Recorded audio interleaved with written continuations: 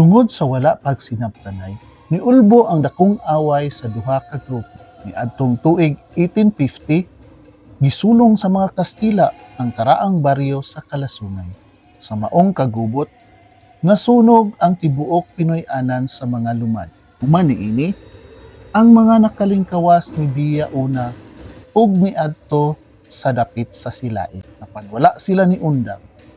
Paglabay sa pipila ka tuig, mibalik sila ug naghimo og bag-ong baryo duol sa Sacoob River. Dinhina misulod si Dato Mampaalong, usa ka maalamon na leader. Iyang gipundok ang kapin-katluan ka mga leader o dato sa ubang dapit.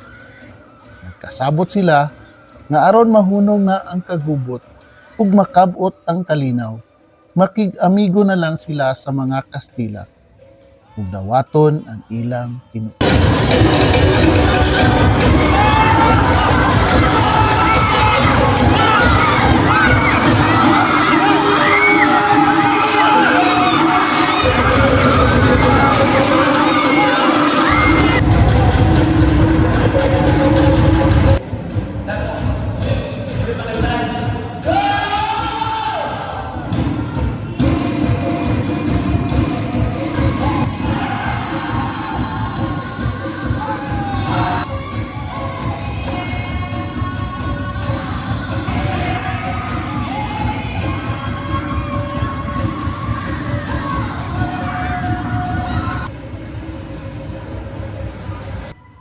Kini nga paghigala ay opisyal nga nahitabo ni adtong Hunyo 15, 1877.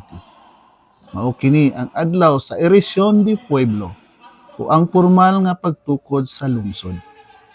Ginganlan kini sa mga Kastila og Oroquita del Interior. Sakop niini ang dakong parke sa Bukidnon karon.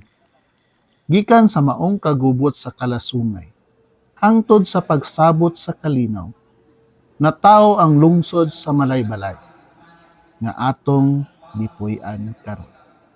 Ikaw ay nagbibigyan ka na upang maging ganap ng Kristiyano.